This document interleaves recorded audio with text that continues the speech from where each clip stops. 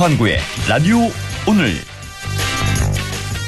여러분 안녕하십니까, 허환구입니다. 총선을 앞두고 정치권이 연일 요동치고 있습니다. 어제 친윤계 핵심 장제원 의원이 총선 불출마를 선언한 데 이어 조금 전 김기현 대표도 사퇴했고 민주당에서도 현역 의원의 불출마 선언이 오늘 나왔습니다. 바로 홍성국, 이탄희 의원인데요.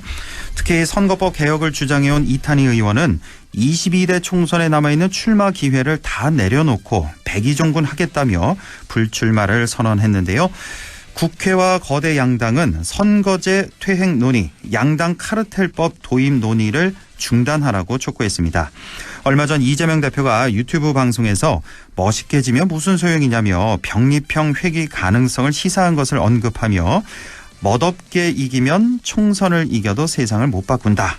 제2, 제3의 윤석열 대통령이 나올 수 있다고 반박했습니다. 이래저래 이재명 대표의 고민이 깊어질 수밖에 없겠습니다. 12월 13일 수요일 라디오 오늘 광고 듣고 시작합니다.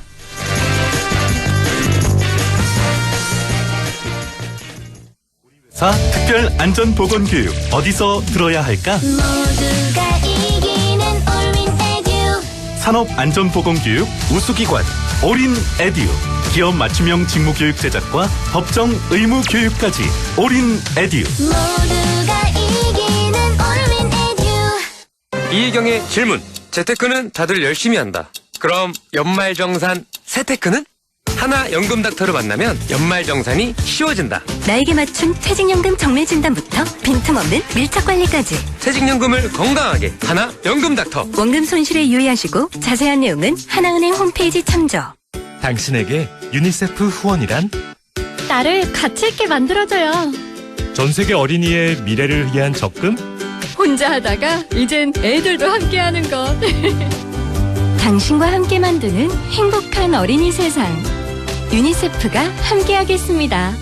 유니세프. 쌍용자동차에서 새롭게 탄생한 KGM. 새 출발 기념 해피벌스 KGM 페스티벌. 12월 특별 차량 한정. 최대 300만 원 상당의 혜택. 거기에 무이자 12개월 또는 72개월 할부까지. 12월 차량 출고 시 KGM 탄생 기념 케이크도 드려요. 토레스 렉스턴 최고의 구입 기회. 지금 KGM 전시장에서. 라디오 오늘 수요일 순서 시작합니다. 1부 허승규의 청년 생각 함께 하시겠고요. 2부 이슈 오늘에서는 예비 후보자 등록이 시작되면서 내년 총선이 본격적인 궤도에 올랐죠. 잠시 후 경북 선관위 홍호진 공보계장 연결해서 자세한 얘기 들어보겠습니다. 이어서 배종찬의 리서치 오늘 함께 하겠습니다. 라디오 오늘 유튜브로도 다시 들으실 수 있습니다. 많은 애청 바랍니다.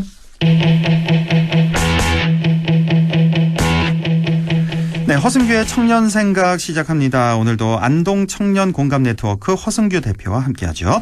어서 오십시오. 네, 반갑습니다. 네, 자 지난주에는 경북 북부 지역 국회의원 선거구 획정에 대해서 얘기를 나눠봤고요. 오늘은 어떤 주제 준비하셨나요? 네, 지난 30일 통계청의 2022년 다문화 인구 통계가 발표되었는데요. 최근 경북 다문화 혼인 증가 소식과 함께 다문화 정책을 살펴보도록 하겠습니다. 네, 오늘 지역사회의 소중한 동료 시민들이죠. 바로 다문화 시민들에 대한 주제 준비를 하셨는데 최근에 경북 다문화 혼인이 어느 정도 증가했는지 좀 구체적으로 말씀해 주시죠. 네, 다문화 혼인은 부부 중 한쪽이 외국인이거나 기화자 또는 부부 모두 기화자인 혼인을 말합니다. 네. 지난해 경북의 다문화 혼인 건수는 모두 802건으로 2021년에 비해 무려 62% 증가했습니다. 전국 평균 증가율인 25%를 한참 웃도는 수치이며 전국에서 가장 높습니다. 예. 그 2020년부터 21년은 코로나 시기여서 국가 간 이동이 제한되면서 전국적으로 줄었다가 이제 2022년부터 급격히 증가했다고 볼 수 있는데요. 예. 도내 전체 혼인 약 8,300여 건 중에 다문화 혼인이 차지하는 비중도 그 전에보다 3.6% 정도 올랐습니다. 아, 그렇군요. 그러니까 지난해 22년에 도내 전체 혼인 건수가 한 8천여 건 정도 되는데 이 중에 다문화 혼인 건수가 한 800여 건 정도 된다는 말씀이시죠? 네, 그렇습니다. 80% 정도가 네. 다문화 혼인이다. 작년 통계. 자, 코로나 팬데믹 이후 우리 지역 급격히 다문화 혼인이 증가했다고 말씀 주셨는데 경북 북부 지역이 아무래도 이제 농어촌 지역이 많아서 다문화 인구 비율이 높은 편이지요? 네, 그렇습니다. 그 전국적으로 다문화 초등생 비율이 가장 높은 10개 시군구 중에 경북은 영양군이 2위, 성주군이 7위, 봉화군이 10위였습니다. 네. 그 가장 높은 전남 한평, 경북 영양, 전남 신안 모두 인구 유입이 적은 농어촌 지역인데요. 우리 경북 다문화 정책 현안 지역이라고 할 수 있죠. 예. 다만 작년에 다문화 신생아 수는 26% 감소했는데 뭐 이를 두고 저출생 문화가 다문화 가정에도 영향을 미쳤다 분석하기도 합니다. 근데 가장 큰 이유는 그 혼인과 출생의 시간 차이라고 볼 수 있죠. 뭐 허니문 베이비라도 결혼하자마자 최소 9개월 뒤에 출산을 하니까 예. 아마 코로나 팬데믹 시기가 다 끝난 이후까지 본다면은 내년 내후년 통계를 비교해봐야 네. 이런 또 종합적으로 정확한 통계가 나올 것 같습니다. 그렇죠. 예. 자, 경북 지역이 이제 다문화 초등생 비율이 높은 지역이고 다문화 인구도 이제 늘고 있는 그런 상황인데 그만큼 지역 사회에서 다문화 인구와 공존할 수 있는 다양한 정책이 있어야 되고 또 지원도 있어야 됩니다. 자, 지금 경상북도의 다문화 정책은 어떻습니까? 네, 경북도는 올해 1월 1일 전국 최초로 지방시대 정책국을 출범하고 외국인 공동체과를 신설해서 각 부서별로 추진되는 외국인 정책을 통합해서 우리 다문화 시민들이 잘 살아갈 수 있도록 지원 체계를 구축하겠다는 의지를 보였는데요. 예. 지역 우수 외국인 유치를 위한 지역 특화형 비자 쿼터를 올해 290명에서 1000명까지 확대를 하기로 했고요. 예. 또 지역 대학이나 대학원 졸업 이후에 지역 기업에 취업할 때 기존 장학제도에 더해서 지방비로 정착 취업을 추가 지원하는 지역 특화형 초청 장학생 제도도 연구 용역 중입니다. 예. 한편 경북도는 다문화 가족 지원 기금이라는 게 있거든요. 예. 이것을 활용해서 뭐 이중 언어 캠프라든가 뭐 여러 가지 학습 지원 프로그램을 운영하는데 특히 다문화 가족들은 이 언어 소통 문제 관련해서 고충이 굉장히 많습니다. 아, 예. 그래서 이웃 지방자치단체인 전라남도의 이중 언어 교육 조례안을 참고해 보면 좋겠습니다. 다문화 가족들 언어 소통 문제 고충이 많다. 지금 전라남도에 이중 언어 교육 조례안이 있다고 하셨는데 이게 뭐 어떤 조례입니까? 네, 다문화 가정 자녀들은 엄마와 아빠의 국적을 드러내지 않으려고 일부러 모국어를 쓰지 않는 경향이 있는데요. 아, 그래요? 이중 언어 조례는 다문화 가정 자녀들이 부모의 모국어를 체계적으로 배울 수 있도록 지원하는 조례입니다. 예. 그래서 매년 교육감이 이중 언어 교육 계획을 수립해 시행해야 되고 가끔 학교에서 이중 언어 교육 동아리를 운영하고 관련 프로그램을 연구 개발하도록 합니다. 또한 부모의 모국어와 관련된 자격증 취득도 지원하고요. 예. 특히 해당 언어 배우고 싶어하는 한국 어린이들도 교육에 참여할 수 있도록 있습니다.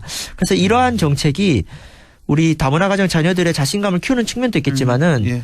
정말 글로벌 외교관을 키워내는 거죠. 그렇죠. 예. 우리 한국에서 태어난 분들이 외국 가서 언어 배우는 것도 있는데 예. 아예 우리 다문화 가정 자녀들에게 이런 부분을 한다면은 뭐 서로 좋은 부분 아니겠습니까? 그렇습니다. 뭐 영어 잘하는 또 엄마, 또 영어 잘하는 아빠도 있을 수 있으니까 그런 데서 또 배울 수도 있고.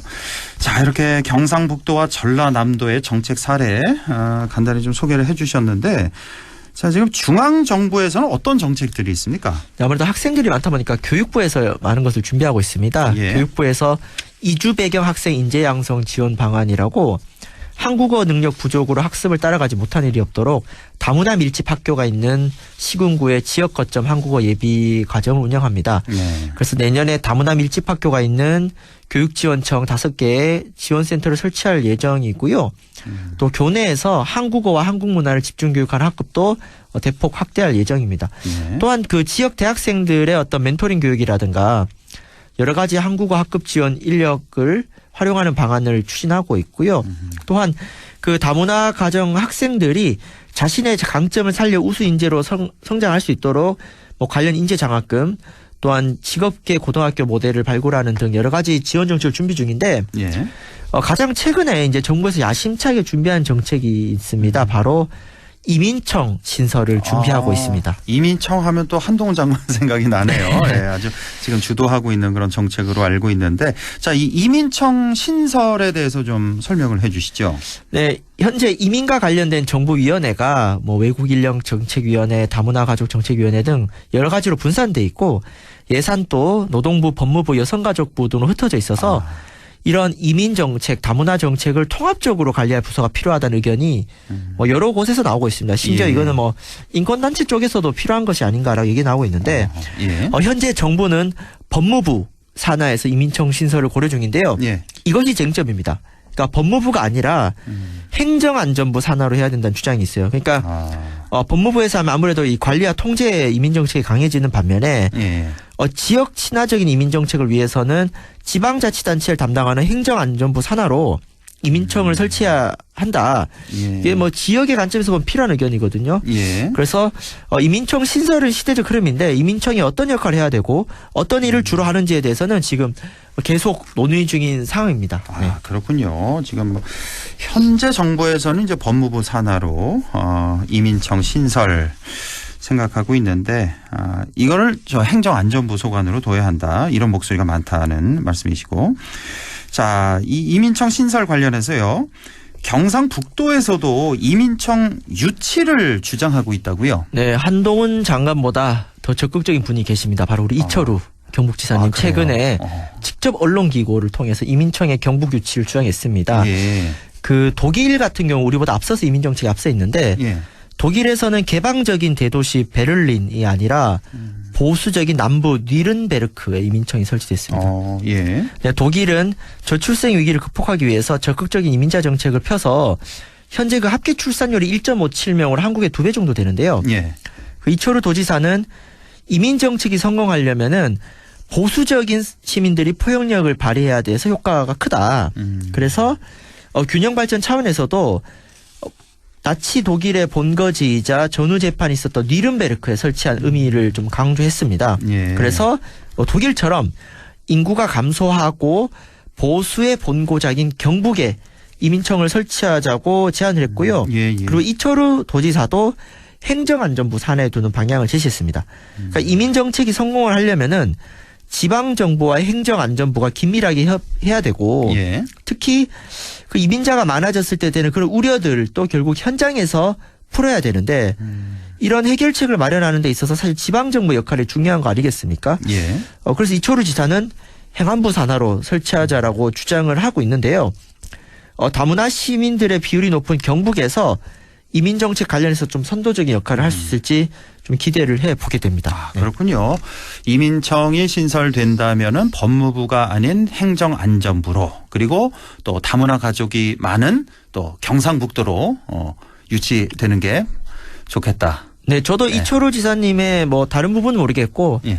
행안부 산하로 두자는 거는 저도 좀 지지하는 바이고요. 특히 예. 우리 경북 북부 지역사회 관점에서 봤을 때 훨씬 지역 친화적인 행정이 가능하리라고 봅니다. 그래서 뭐 한동훈 장관이 뭐라고 하든 예. 경북은 경북의 목소리를 내면 좋겠다는 생각이 듭니다. 네. 그렇네요. 예. 경상북도에서 이렇게 적극적으로 이민청 유치 포함해서 다양한 정책을 준비하고 있다는 말씀이시고, 자, 이 다양한 정책에 더해서 이런 정책들이 자리 잡을 수 있도록 지역사회에서는 어떤 준비가 필요할까요?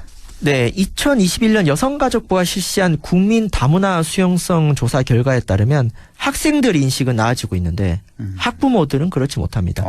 그 청소년의 경우 2015년 67.6.3점에서 2021년에 71.39점 높아졌는데 예. 성인의 경우 같은 기간 56.95점에서 52.27점으로 오히려 떨어졌습니다. 예. 이 다문화 수용성 지수가 높아야 다문화 정책에 대해서도 수용성이 높아질 것인데요. 그래서 어른들이 변해야 됩니다. 이를 위해 성인 대상 다문화 교육을 강화할 필요가 있습니다. 뭐 대학생, 청년, 어르신 등 다양한 성인 특성에 맞는 교육이 필요하고 예. 특히 통반장, 주민자치회, 관변단체, 학부모회 등 동네와 마을 리더 학부모 대상으로 다문화 이해 교육을 확대해 가면서 지역사 인식 개선을 해야 됩니다. 네. 또 교육과 함께 이러한 차별과 혐오가 개선되려면 존재가 자꾸 드러나야 됩니다. 그렇죠. 그래서 존재하되 보이지 않았던 투명인간 취급받지 않도록 언론을 포함해서 지역사회 공론장에서 계속 다문화 시민들의 존재를 드러내고 호명한다면은 많은 부분에서 인식 개선이 이루어지리라 생각이 들고요. 예. 허순규의 청년 생각에서도 관심 있게 살펴보겠습니다. 예. 자, 오늘 이렇게 경상북도 다문화 정책과 이민청 신설 논의까지 다문화 가족들이 우리 사회에서 함께 공존할 수 있도록 다양한 얘기를 말씀해 주셨습니다. 자, 다문화 가족들도 행복하게 살아갈 수 있도록 허순규의 청년 생각에서도 함께 하겠습니다. 자, 오늘 말씀 잘 들었습니다. 네, 감사합니다. 예, 안동 청년 공감 네트워크 허순규 대표와 함께 했습니다. 자, 라디오 오늘 2부에서 뵙겠습니다.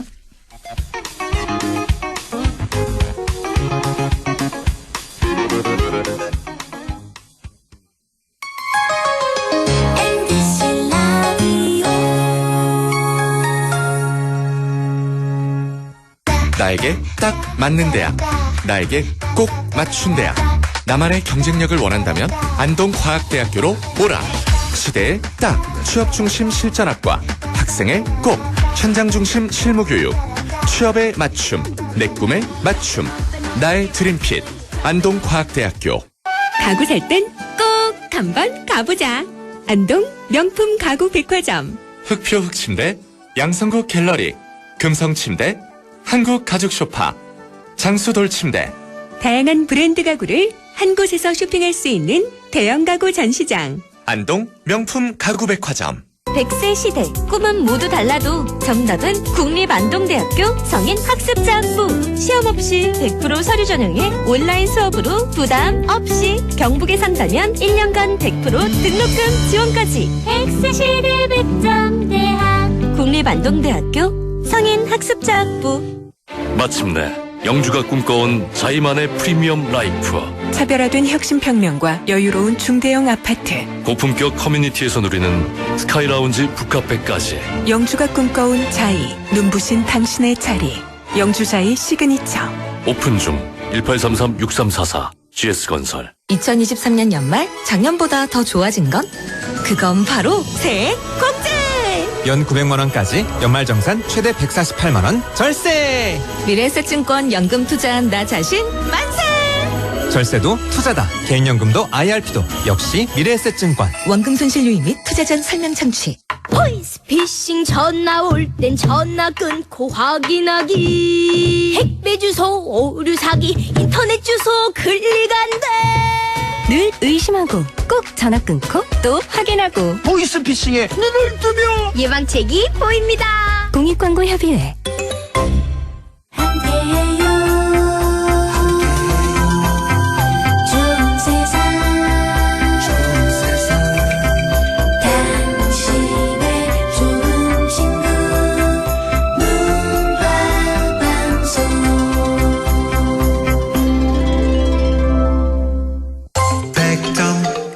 MBC 라디오.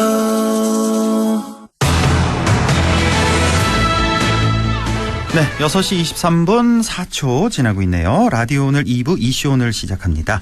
내년에는 국회의원을 뽑는 중요한 선거가 있죠. 어제부터 예비 후보자 등록이 시작되면서 총선 일정이 본 궤도에 올랐습니다.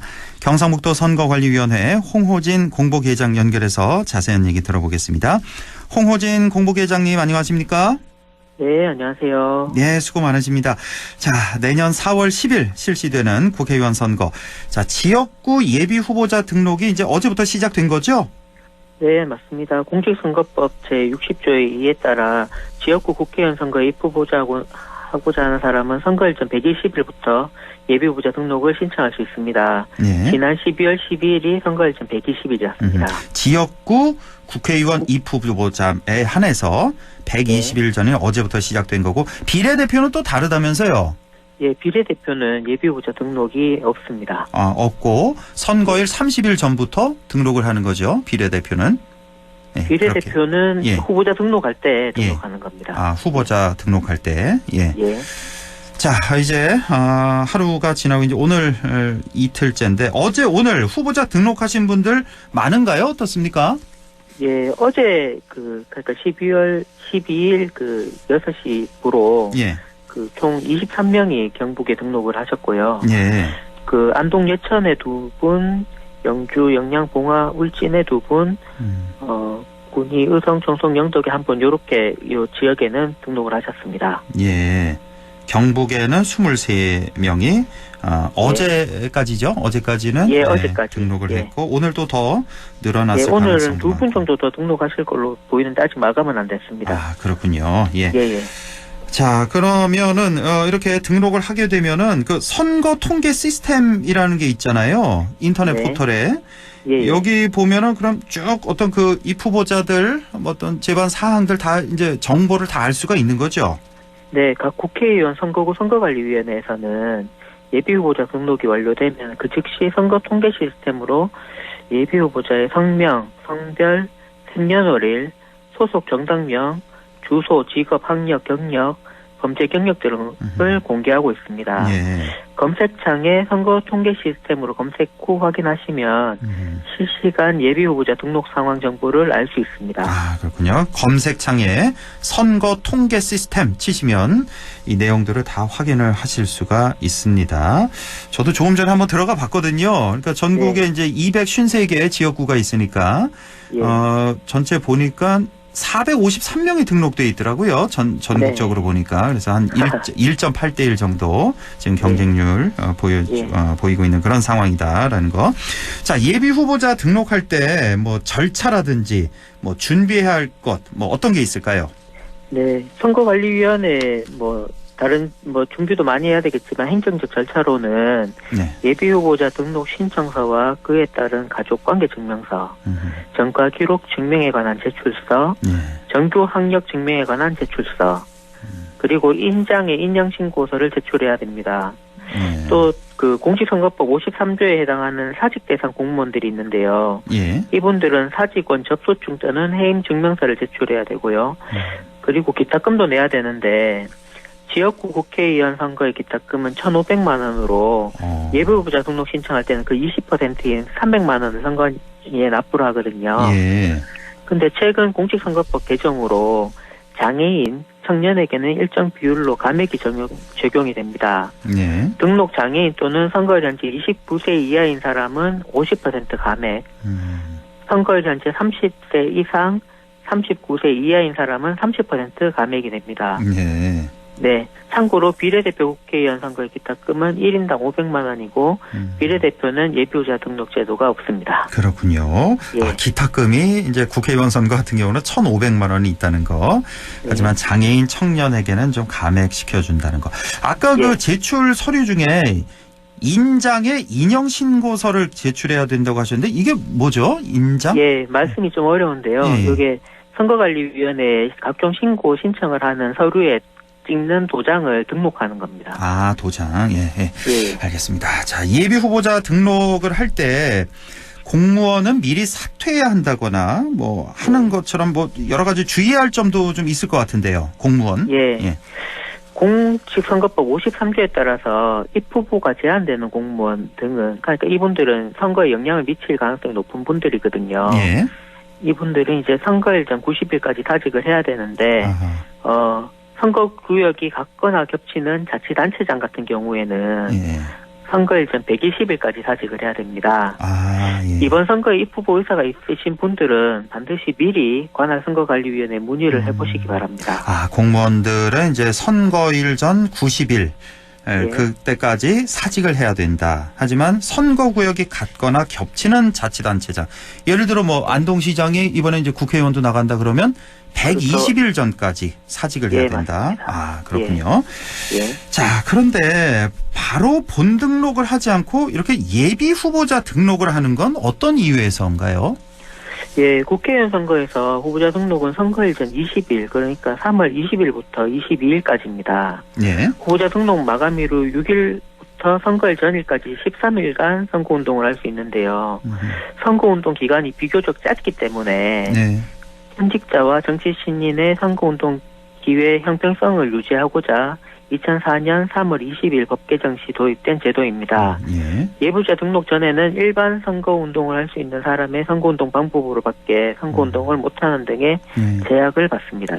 선거운동 기간이 이제 2주밖에 안 되니까, 예. 네. 13일밖에 안 되니까, 예. 네네. 짧아서 이제, 현직 의원이 아무래도 이제, 상당히 유리하다 보니까 정치 신인에게도 좀 선거운동 기회 주고자 이렇게 예비 후보자 등록 제도를 시행하고 있다라는 말씀이시고.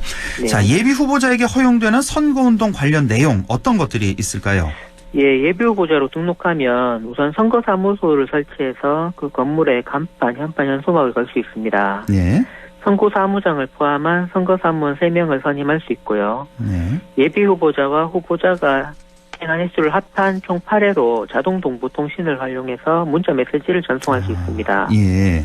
선거운동용 명함을 배부할 수 있고 선거구 안 세대수의 10분의 1만큼 예비후보자 홍보물을 발송할 수 있습니다. 예. 또 후보자는 어깨띠 또는 표준물, 흔히 선거운동용 점퍼라고 이야기하는 그 옷을 입을 수 있습니다. 또 후원회를 설립해서 1억 5천만 원까지 후원금도 모금할 수 있습니다. 예.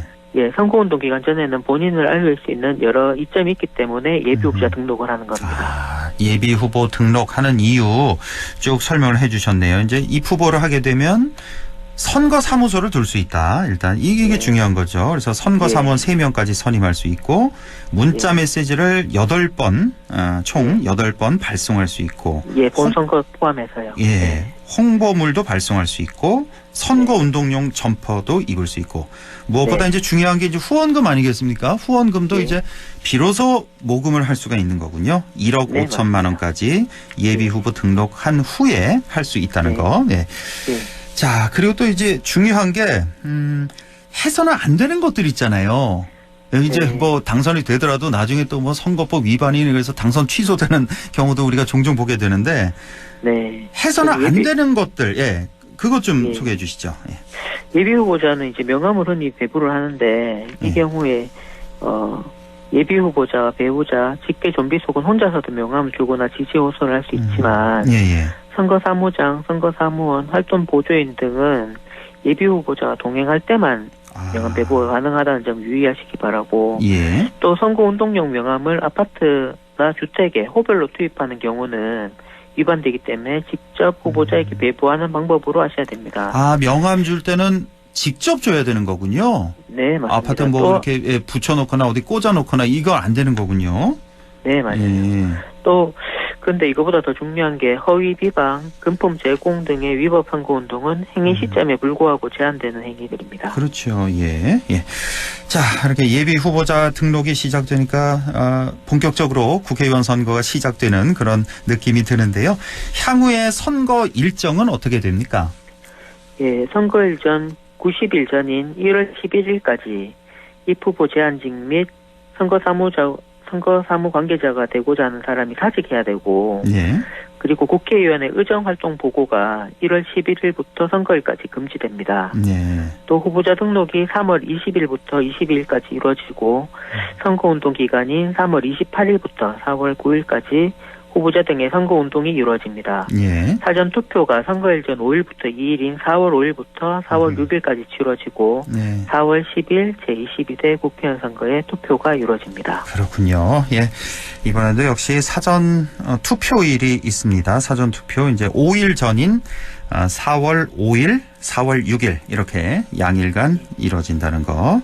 자, 마지막으로 우리 유권자가 주의해야 할 점도 좀 있을 것 같은데요. 네, 좀 전해주신다면요. 네, 먼저 후보자분들께서는 실현 가능한 정책과 비전으로 정정당당하게 승부해서 이번 선거를 아름다운 축제의 장으로 만들어 주실 것을 당부드립니다. 또 유권자분들께서는 정당과 후보자의 정책이나 공약, 자질을 꼼꼼히 따져보시고 내 가족, 내 지역, 내 나라를 더 행복하게 만들 수 있는 능력 있는 일꾼을 선택해 주시기 바랍니다. 네, 알겠습니다. 오늘 도움 말씀 아주 유용하게 잘 들었습니다. 지금까지 경북선관위 홍호진 공보계장과 함께했습니다. 고맙습니다.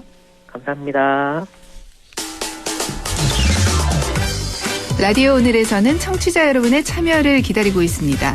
우리 지역에서 발생한 사건 사고 소식이나 함께 토론하고 싶은 내용을 안동 MBC 홈페이지 라디오 오늘 게시판에 올려주시기 바랍니다. 전화와 문자 참여도 하실 수 있습니다. 전화는 851국에 7191번, 문자는 샵 0913번으로 보내주시면 됩니다. 문자는 단문 50원, 장문 100원의 정보 이용료가 있습니다. 여러분의 많은 참여 바랍니다.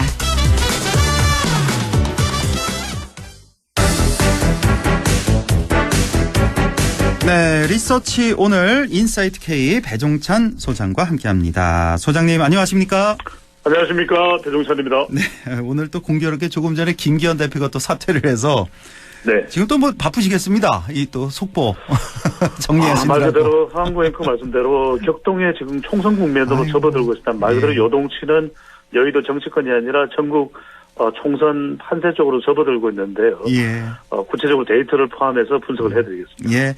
자, 그러면 오늘도 역시 대통령 지지율부터 좀 분석해 주실까요? 네.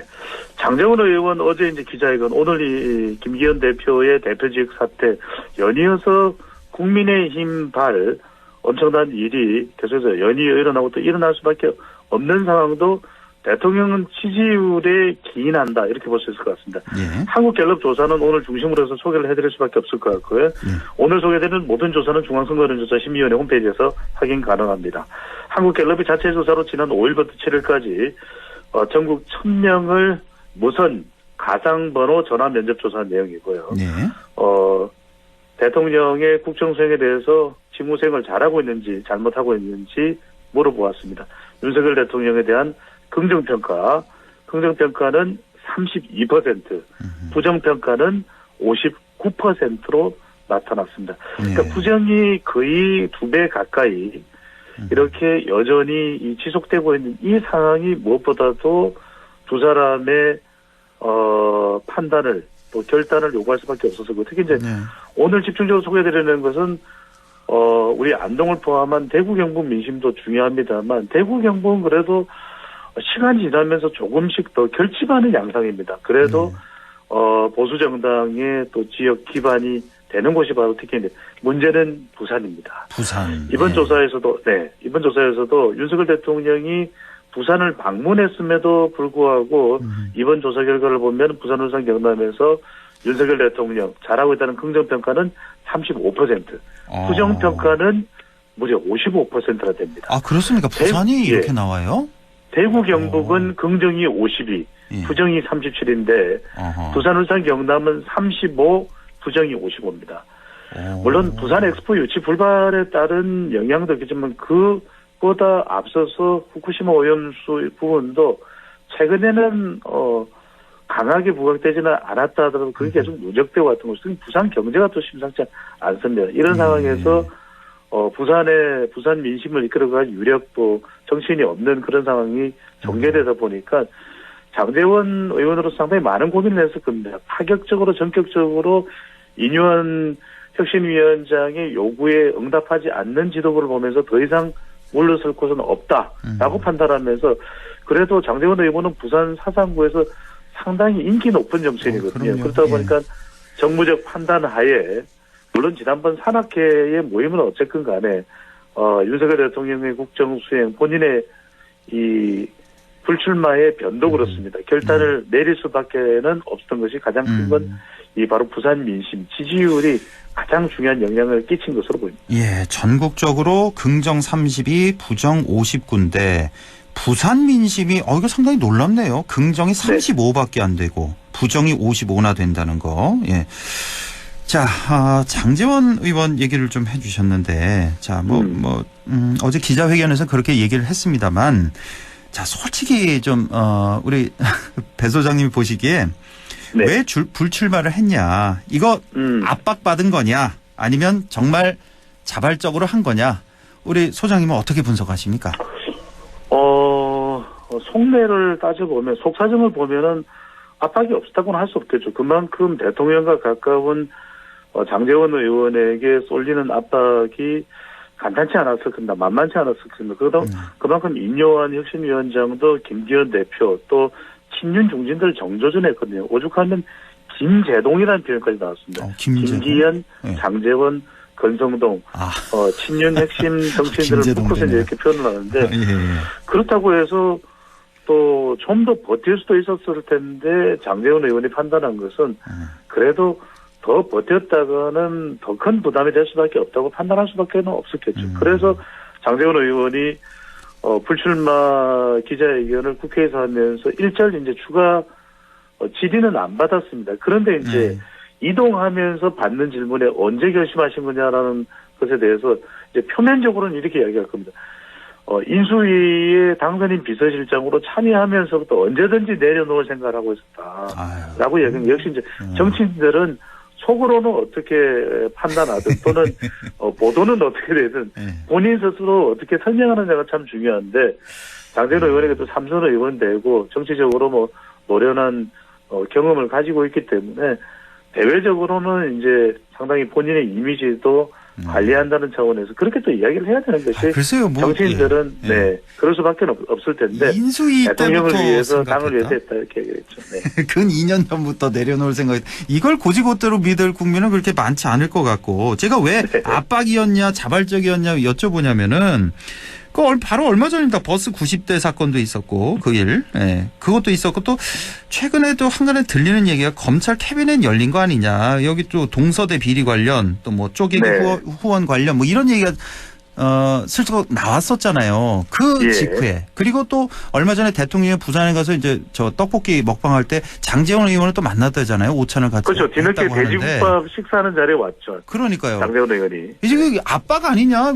이렇게 해석이 좀 되지 않을까 해서 좀 여쭤본 거고요. 그렇습니다. 허잉크께서 말씀하신 대로 뭐 그걸 정확히는 알 수 없지만 뭐 압박이 안 됐다고 할 수는 없죠. 제가 그래서 말씀드리는 게 이제 그건 결과적으로는 우리가 해석을 이제 그렇게 할 수밖에 없는 것이고 정확하게 뭐 동사학원의 어떤 관련 자료가 어떻게 또 검토가 됐는지 그건 뭐 알 길은 없습니다. 하지만 결과적으로 정치인의 판단에는 다 해석과 이유가 있는 것이고 결과적으로는 그것이 장재원 의원이 다른 누구보다도 가장 큰 심리적인 압박을 받지 않았다고 할 수가 없겠죠. 그래서 어쨌거나 계속해서 자기 지역구 출마 의사를 고집하지 못하고 불출마 선언을 한 것도 다분히 그런 이유가 있다고 봐야겠죠. 자, 어제는 장재원이었다면 오늘은 김기현입니다. 바로 오늘 오후에 조금 전에 이제 대표직 사퇴 선언을 했는데 자, 근데 저는 여기 조금 의아하다고나 할까요? 지금 또 당내에서도 비판의 목소리가 많이 나오고 있는 게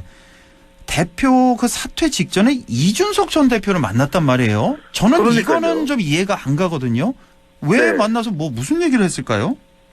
네, 일단 요거 이야기는 저도 이제 기사와 보도 자료와 주변에 아는 사람들을 통해서 조금 아주 구체적이지는 않더라도 내용을 파악을 해보니까 김기현 대표가 사퇴 결정이 내려지기 전에 국민의힘의 중진 의원을 통해서 만남이 주선됐다고 그래요. 그래서 이준석 전 대표가 최종적으로 이제 탈당하기 전에 그러니까 왜냐면 27일 날 신당 창당을 하려면은 결국 20일이 됐든 23일이 됐든 탈당을 하고 이제 신당 창당을 해야 되는 것이기 때문에 그것과 관련해서 그래도 마지막으로라도 김기현 대표를 자신의 이 그런 의중을 또 김기현 대표하고 이야기나 해보자라는 이제 그 중진 의원의 주선의 자리였다고 하는데 자 그런데 여기서 이제 어떤 해석이 또 불거져 나오냐면 김기현 대표가 또 사퇴를 결심을 한 상태에서 이준석 전 대표를 1시간 정도 만나다 보니까 김기현 대표 사퇴 이야기를 더 많이 했다 그래요.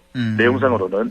그러면 어떤 해석이 가능하냐면 김기현 대표가 이준석 전 대표의 탈당을 만류해서 할 수도 있지 않겠냐. 그럼 많은 사람들이 지켜보는 관전 포인트는 극적으로 김기현 대표든 또는 누가 제3의 인물에 영향을 줘서 이준석 전 대표가 탈당 안 하고 또 잔류하면서 총선에 역할을 하는 거 아니냐 이런 해석이 나오는데 아직까지 그 부분에 대해서 이준석 전 대표가 분명하게 이야기한 건 없습니다.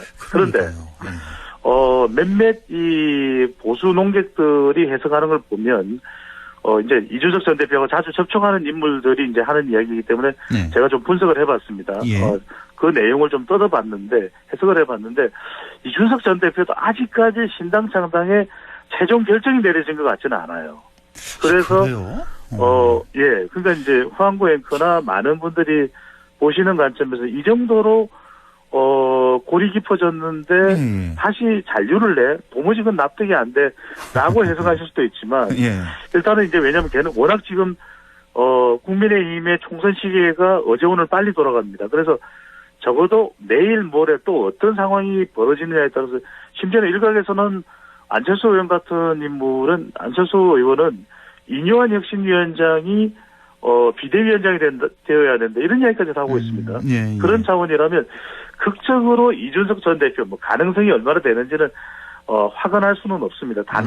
단정 내릴 수는 없지만 잔류할 가능성도 열려 있는 건 아닌가 이런 해석도 가능해질 것으로 봅니다. 물론 이거는 어디까지나 제가 여러 가지 지금 전개되고 있는 상황을 가지고서 유추 분석을 하는 것이기 때문에 데이터상으로 분석할 수 있는 내용은 아닙니다만 그럴 가능성까지도 열려 있는 아주 급박하게 돌아가고 있는 총선 시기입니다. 뭐 우리 그렇게 된다면 정말 영화네요. 이건 영화고 우리가 흔히 왜 정치는 생물이라는 그런 표현 많이 쓰잖아요. 네. 생물 갖고는 안 되겠는데요. 그렇게 되면 그 위의 표현을 좀 미생물 내지 지금 선거는 초전도체다. 초전도체다. 네. 정치는. 자 그리고 또 하나가 이런 분위기라면 그동안에 왜 국민의힘의 그 초선 의원들 그리고 뭐 윤핵관 혹은 뭐 윤핵관 호소인 등등 이런 의원들 있잖아요. 그가 이제 공천을 위해서 이제 김기현 대표를 또 지지했던 그쪽 편에 섰던 그런 의원들도 많이 있지 않습니까? 그런 의원들 입장에서는 지금 이 김기현 대표의 돌연 사퇴 이거 굉장히 좀 불안할 것도 같고 어리둥절할 것도 같고 내 공천 이거 위험해지는 거 아니야? 이렇게들 많이 생각할 것 같은데요. 그럴 수밖에 없을 것 같습니다. 그렇죠. 그러니까 이제 김기현 대표가 적어도 공천의 한 축을 담당할 거라고 생각했던 이른바 이제 김기현 대표 쪽을 두둔하고 나섰던 당내 인사들이 있거든요. 초선 의원들도 있고 뭐 재선도 있고 각자 처해 있는 위치는 좀 다르지만 김기현 대표를 두둔하고 나섰던 TK 지역의 의원들도 제가 굳이 이름은 거론하지 않겠습니다만 몇몇이 있어요. 근데 이제 이렇게 되면 내년 총선은 22대 국회의원 선거 이 공천은 국민의힘에서는 이철규 인재영입위원장 그리고 용산에서 좀 주도해 나간다고 봐야 되겠죠. 왜냐하면 장제원 의원의 불출마 선언이 윤석열 대통령과 일절 교감이 없었을까요? 그렇게 믿는 사람 많지 않을 겁니다. 그렇죠. 그리고 김기현 대표가 최종적으로 대표직을 사퇴하는데 아무리 뭐 중진들이 당의 쇄신을 위해서 내년 총선 승리를 위해서는 김기현 대표가 내려놔야 된다라고 주장하고 있지만 그것 때문에 김기현 대표가 물러날까요? 다분히 이제 대통령의 의중이 없다고 한다면 그걸 우리가 아니라고 믿는 사람은 없을 겁니다. 그렇다면 적어도 이제는 이렇게 된 이상은 김기현 대표가 낼 수 있는 목소리는 거의 현재 사라졌고 이철규 인재영입위원장, 이철규 인재영입위원장도 사실상 대통령의 의중 내에 포함이 돼 있다고 본다면 용산이 주도하는 공천 과정이 될 것이다. 다만 여기에서 잡음이 없게 불협화음이 없게 또 반발이 없게 얼마만큼이나 잘 공천이 전개되느냐 이 부분이 상당히 중요하신데 이렇게 되면 김기현 대표도 대표직을 내려놨죠. 장제원 의원은 불출마 선언했죠. 상당히 이 영남 지역 그러니까 부울경과 TK 지역에는 공천 그 피바람이 불 수밖에는 교체 피바람이 불 수밖에는 없을 것 같아요. 와 정말 앞으로 국민의힘 이 공천을 둘러싼 이 갈등 어느 정도일지 정말 상상이 안 되는 가늠이 안 되는 그런 상태. 가늠이 안 됩니다. 이건 뭐 정말 고려 그러한 전쟁으로도 가늠이 안 됐죠. 그렇군요. 자 그리고 얼마 전에 국민의힘 자체 판세 분석 보고서에 이게 이제 발표가 됐는데 국민의힘 수도권 경쟁력이 뭐 약하다는 그런 내용, 뭐 서울에 6석밖에 유리하지 않다, 뭐 이 정도 나왔는데 이거 어떻게 봐야 될까요? 이 분석은? 저는 엄살입니까? 뭡니까 이거? 아닙니다. 이게 결과적으로는 국민의힘에서 이 부분을 의도적으로 외부로 흘렸다라고 보기는 힘들 것 같습니다. 그만큼 국민의힘 내부에서 내년 총선을 우려하는 목소리가 상당히 비등해졌다. 그래서 어떤 식으로든 취재한 쪽에서 취재원을 보호하면서 이게 이제 조선일보에서 보도가 됐거든요. 그만큼 조선일보에서 내년 총선에 이 집권 여당인 국민의힘이 위태롭다는 것을 보도했고 저는 이 보도 자체가 장제원 의원의 불출마 그리고 김기현 대표의 대표적 사태에 나비 효과로 이어졌다. 버터플라이 이펙트처럼 큰 물결로 전달됐다. 이렇게 볼 수밖에 없을 것입니다. 이뇨한 혁신위원장의 요구에도 끄떡하지 않았었는데 조선일보가 보도하면 이게 일파만파 파장이 커졌거든요. 이만희 사무총장은 아이고 이거 후보를 넣고서 조사한 게 아닙니다. 크게 신빙성이 있는 건 아니니까 크게 개의치 마십시오라고 했지만 지금 여론이 덜 끌었거든요. 심지어는 보수 지지층에서는 이대로는 안 된다라는 이야기가 비등하게 부각될 정도로 상당히 이것이 논란이 됐다면 이 자체 보도가 이른바 내년 선거는 수도권 선거라고 하는데 수도권에서 나오는 이야기는 서울에서 적어도 20석 이상을 못 가져가면 대선 패배는 안 봐도 비교하다는 이야기가 나오거든요. 그런데 이 보고서에서는 그래도 확보할 수 있는 의석수가 6석이면 지난 2020년 총선에서는 8석을 가져간 것이 서울 미래통합당이었는데 더 적어지는 숫자가 되거든요. 그러다 보니까 지금의 잇따른 불출마나 대표적 사태로 이어지는 하나의 신호탄을 쏘아 올렸던 것이 장제원 의원 이전에 바로 이 국민의힘이 자체적으로 정성조사가 됐던 판세 분석을 했던 이 보고서가 가장 크게 이 여파를 미쳤다라고 해석을 할 수가 있는 거죠. 그렇군요. 예. 자, 조금 전에 그 이준석 전 대표가 국민의힘 탈당 안 할 수도 있다, 뭐 배제하지 못한다 이런 말씀을 주셨는데 지금 이준석 전 대표 또 이낙연 전 총리 사이에 또 신당 뭐 논의가 있었잖아요. 쭉 네네. 보도가 됐는데 이거 그럼 뭐 의미 없는 얘기가 될 수도 있겠네요. 글쎄요, 그럴 수도 있을 것 같습니다. 왜냐하면 이제 우리가 데이터상으로 본다면은 이낙연 민주당, 이준석 국민의힘이거든요. 이준석 전 대표가 TK 지역의 대구에 그렇게 공을 들였는데 과연 대구 유권자들이 어떻게 생각하십니까? 손을 잡는 게 왜 이낙연 전 대표랑 손을 잡지? 그건 그러니까요. 이준석 전 대표를 지지할 마음이 생겼다가도 사라지게 하는 건데 그런데 이른바 두 인물이 신당에 대한 이 꿈틀거림을 흥행시키기 위해서는 그런 논의 정도는 가능할 텐데 이낙연 전 대표도 아주 묵직한 목소리로 내가 되면 만날 겁니다. 이렇게 얘기하는 거는 비슷하네요. 당장에 이 서둘러서 또는 시급하게 우선적으로 만나지 않는다는 건 이낙연 전 대표도 이준석 전 대표가 손잡는 것에 대해서 민주당 지지층 호남으로부터 상당히 공격받는 호남에 이준석 전 대표가 그렇게 공을 들였음에도 유권자들은 좀처럼 바뀌진 않는 것이고 그래서 저는 이건 일종의 정치적인 꿈틀거림 흥행을 위한 움직임이었고 그렇죠. 더 중요한 건 이준석 전 대표가 지금 김기현 대표를 만나고 중진 의원이 그것을 주선했다. 그것이 뭐 윤상현 의원일지 누구일지는 잘 모르겠습니다만 저는 이것 자체가 이준석 전 대표가 적어도 그러면 크리스마스 이전에는 결론을 내려야 되거든요. 이번 주와 다음 주에 국민의힘의 여러 가지 결정과 또 선언들이 더 주목되는 이유가 또 이런 이유가 되는 것이고 또 우리 안동의 MBC니까 저는 이렇게 되면은 대구 경북에서도 상당히 압박을 받을 수밖에는 없을 것으로 보입니다. 그렇군요. 어쨌든 글쎄요. 이준석, 이낙연 손을 잡는다. 이건 정말 이것도 상상할 수가 없고 뭐 몇 석 얻을 수 있을진 몰라도 이게 얼마나 오래 갈 수 있을까 이런 생각이 일단 드는 것 같습니다. 예, 오늘 말씀 여기까지 듣죠. 인사이트 K 배종찬 소장과 함께했습니다. 고맙습니다. 감사합니다.